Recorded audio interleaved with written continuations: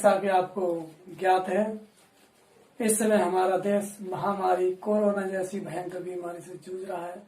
इसी को ध्यान में रखते हुए हमारे सरकार ने विद्यालय एवं कॉलेज बंद कर रखे हैं, परंतु विद्यार्थियों के भविष्य को देखते हुए सरकार ने ये निर्णय लिया है कि ई क्लास के माध्यम से छात्रों को शिक्षा दी जाए। तो उसी को ध्यान में रखते हुए आज हम आपके लिए ई क्लास के माध्यम से कक्षा 12 के लिए हिंदी का द्वितीय खंड काव्य खंड से पहला पाठ बताने के लिए जा रहे हैं और आप इस हमारे डाले गए वीडियो को देखने के लिए हमारे YouTube चैनल से जुड़ सकते हैं, जिसका नंबर है 8869689703। व्हाट्सएप नंबर पर भी यही नंबर लागू होता है। तो आइए देखते हैं भारतेंद्र हरिश्चंद्र द्वारा रचित प्रेम माधुरी। तो पहला पाठ देखते हैं।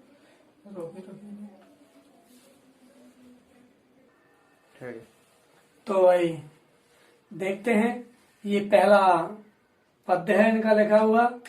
इसमें गोपियां आपस में वार्ता करती हुई कहती हैं, हे सहेली, इस प्रेम के मार्ग को कौन जान सकता है?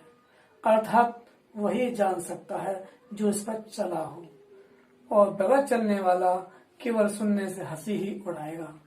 एक दूसरे से कहती हैं कि मार्ग प्रेम को समझ हरिचंद यथारथ होते यथा है, लाभ कछु न पुकारन में बदनाम ही होने की सारी कथा है। जानते हैं जिया मेरो भली विधि, और यो पाई सभी बेर था है।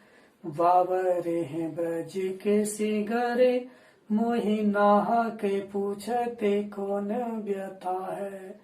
बाबरे हैं ब्रज के सिगरे, मोहि नाहा के पूछते कौन व्यथा है।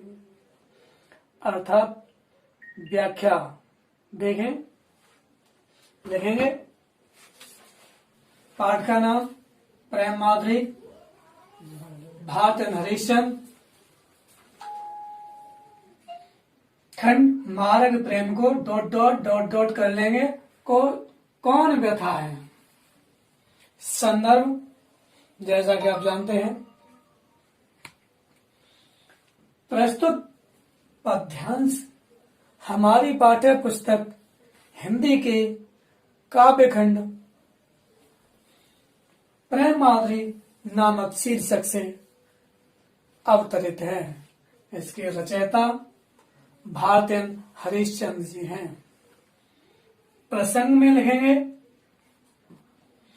प्रस्तुत खंड में गोपियां एक दूसरे से आपस में प्रेम के मार्ग में वार्ता करती हैं। व्याख्या, एक सहेली दूसरी सहेली से कहती है कि हे सहेली, इस प्रेम के मार्ग को कौन जान सकता है? अर्थात वही जान सकता है जो इस मार्ग पर चला हो। मार्ग प्रेम को समझे, यानी मार्ग प्रेम का कौन समझ सकता है? हरिश्चंद्र जी कहते होते यथारथ होते यथा है।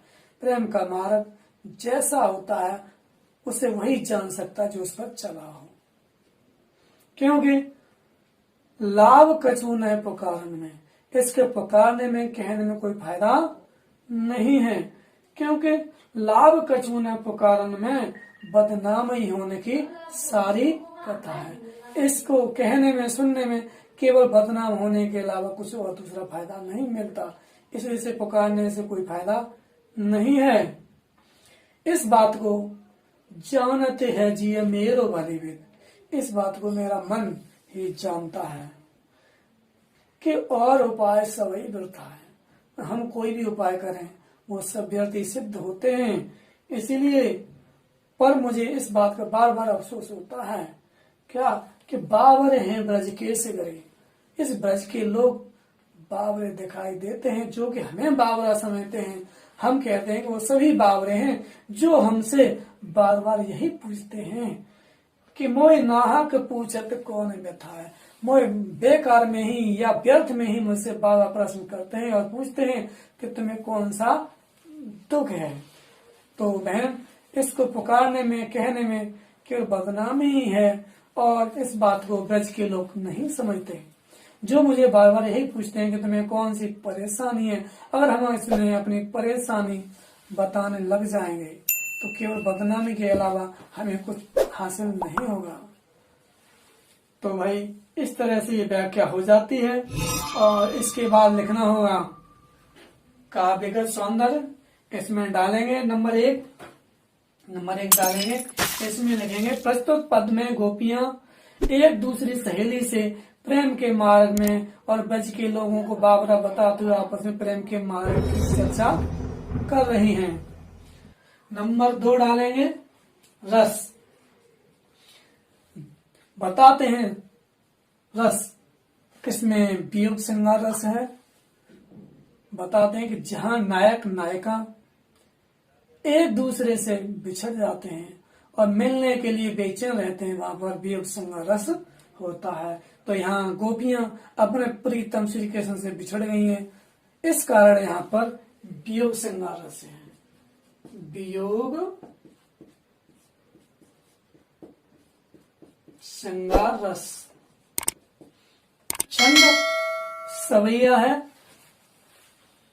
और अलंकार अनुप्रास।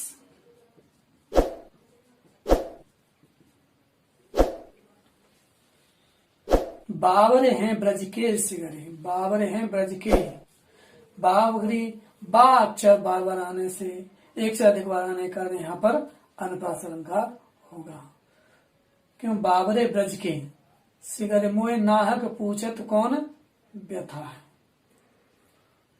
भाषा जब भाषा है, छंद सवैया हो गया। इस तरह से आपकी ये व्याख्या कंप्लीट हो गई, पूर्ण हो गई। मुझे आशा ही नहीं, पूर्ण विश्वास है कि आपको अवश्य समझ में आई होगी। और इस अन्य वीडियो पाने के लिए भी मेरे चैनल पर मेरे नंबर को सर्च करें। मेरा नंबर है 88 59 68 97 03।